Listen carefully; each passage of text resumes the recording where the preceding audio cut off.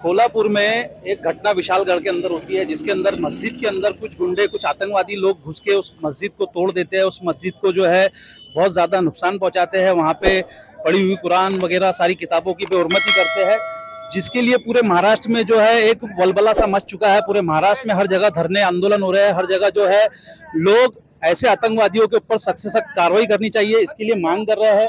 ऐसी ही मांग जो है यहाँ पे जन सत्याग्रह संगठन की ओर से की गई, और भी दूसरे जो है यहाँ पे संगठन मौजूद थे, जैसे टीपू सुल्तान सेना, एएमएम पार्टी, और भी बहुत सारी जो है ये संगठन यहाँ पे मौजूद थे। आप देख सकते हैं कि कितनी भारी संख्या के अंदर लोग यहाँ पे जमा हुए हैं। और अकोला शहर के अंदर ये धरना जो है पूरे महाराष्ट्र के अंदर ही नहीं, पूरे देश के अंदर जो है एक मैसेज पहुंचाएगा। पूरे देश के अंदर जो है ये एक मैसेज इस टाइप का रहेगा कि किसी भी मस्जिद, किसी भी जो है धर्म स्थल को इस तरह से आतंकवादियों द्वारा हमला ना किया जाए, और अगर हमला होता है तो ऐसे आतंकवादियों के ऊपर सख्त से सख्त कार्रवाई होना चाहिए, जो प्रशासन ने वहां पे नहीं की, जिसकी वजह से जो है उसका रिएक्शन यहाँ पे अपने को देखने के लिए मिल रहा है। प्रशासन अगर वहां का कार्रवाई करता और वहां पे एक्शन लेता तो शायद इस तरह से यहाँ पे जो आज लोग जमा हुए हैं, लोग अपनी मांग शांति के साथ में यहाँ पे ले रहे, उठा रहे हैं, और पुलिस प्रशासन को भी यहाँ पे सहयोग कर रहे हैं। अगर ये पुलिस प्रशासन जो वहां का कोल्हापुर का विशालगढ़ का है, अगर वो अपनी एक्शन लेता तो आज ये चीजें यहाँ पे देखने को नहीं मिलती। वैसे इलेक्शन का माहौल है, इलेक्शन के माहौल में इस तरह की चीजें जो है होना एक आम बात है, लेकिन क्यों खास तौर से जो है मस्जिदों को ही निशाना बनाया जा रहा है? क्यों उन्हीं लोगों को, गरीब मजदूरी करने वाले लोग जो अपने घर में एक खेड़ों के अंदर रहते 30-40 लोग, उनके ऊपर जो है आक्रमण किया गया, उनको करोड़ों की उनकी जो है वहां पे संपत्तियां जो थी उन सबको नुकसान पहुंचाया गया, जिसके वास्ते यहाँ पे जो है कड़क से कड़क जो है एक्शन जो है प्रशासन को पहले नहीं लिया, लेकिन अब लेना चाहिए। और अब भी अगर नहीं लेता है तो ये समझा जाएगा कि प्रशासन जो है उनके तरफ से जो है यहाँ पे काम कर रहा है। तो बने रहिए हमेशा रंगरेज की आवाज न्यूज के साथ में। मैं कैमरामैन रब्बानी के साथ मोइन रंगरेज। को जलाया गया, उसी के साथ में उनके सामानों को जलाया गया। इतने पर ही बस नहीं किया गया, बल्कि मुस्लिम समाज के धर्म स्थलों को, मस्जिद को, उसको नुकसान पहुंचाया गया, उसको हथौड़े मार के तोड़ने की कोशिश की गई, मस्जिद को जलाने की कोशिश की गई, दरगाहों पर नुकसान हुआ। इसलिए प्रशासन से दहशतगर्द लोगों पर कानूनी कार्रवाई सख्त से सख्त हो, और उसी के साथ में जिन लोगों का नुकसान हुआ, ये सारे नुकसान के पीछे जो जिम्मेदार है वो कोल्हापुर के पुलिस अधीक्षक साहब है। इसलिए मेरी गुजारिश है कि उनको तत्काल में निलंबित किया जाए। इन आतंकियों ने, ये सरहद पार जो रहते वो आतंकी रहते हैं, लेकिन ये देशद्रोही आतंकी है। ये लोग यही का खाते हैं, यही का पीते हैं, और यही देश को देश तो नाबूद करने की कोशिश करते हैं। हम बैठे हुए जो नेता है वो उनके ऊपर कार्रवाई होनी चाहिए, और आने वाले वक्त में ऐसा कोई फसाद ना हो, इसके लिए सरकार ने सख्त कदम उठाना चाहिए।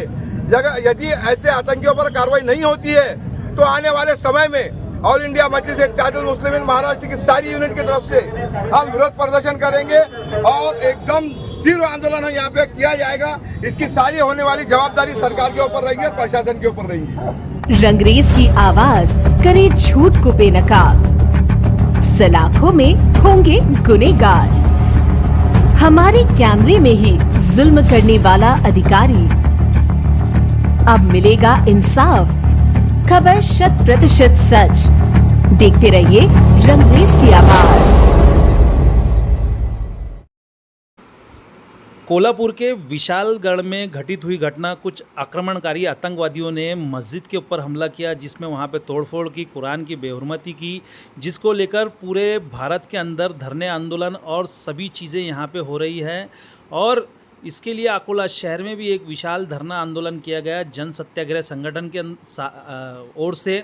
वहीं वहां पे टीपू सुल्तान सेना की ओर से भी निवेदन दिया गया, एएमआईएम पार्टी की ओर से भी कुछ निवेदन दिए गए, और जो है सरकार से, प्रशासन से मांग की गई कि इस तरह के जो वाक़ये जो हो रहे हैं, धर्म स्थलों की जो बेहुरमती की जा रही है, तोड़ा जा रहा है इन आतंकवादी लोगों के द्वारा, इन आतंकवादी संगठनों के द्वारा, इनके ऊपर सख्त से सख्त कार्रवाई करनी चाहिए। अगर इनके ऊपर सख्त से सख्त कार्रवाई नहीं होती तो वो दिन दूर नहीं, ये देश की जो है अखंडता, भाईचारा और एकता को विनाश कर सकते हैं। इस लोगों के ऊपर जो है प्रशासन ने वहाँ पे कार्रवाई नहीं की, जो एक बहुत बड़ी गलत बात है। इस तरह की जो है घटनाएं देश को हिलाकर रख देती है, इस तरह की घटनाएं जो है देश को भविष्य बिगाड़ कर रख देती है।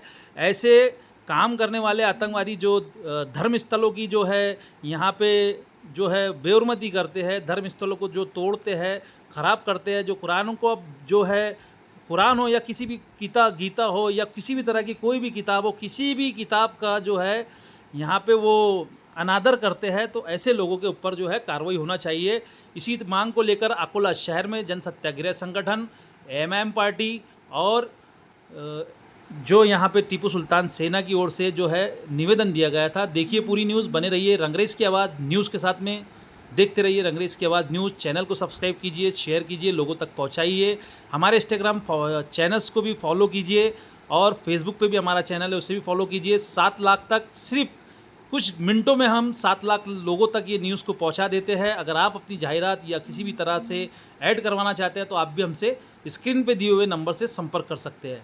धन्यवाद, बने रहिए रंगरेज की आवाज़ न्यूज़ के पहले एक विशालगढ़ किले में हजारों साल पुरानी मस्जिद, जिस पे आतंकवादियों ने आतंकवादी हमला किया।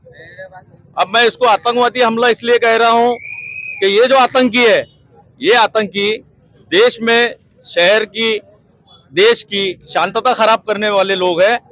इन्होंने एक मंसूबाबंदी के तहत मस्जिद पर बेहुरमती की।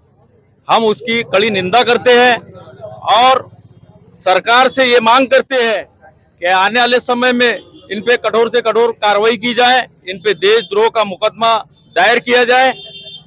इन आतंकियों ने, ये सरहद पार जो रहते वो आतंकी रहते, लेकिन ये देशद्रोही आतंकी है। ये लोग यही का खाते हैं, यही का पीते हैं और यही देश को देश नाबूद करने की कोशिश करते हैं।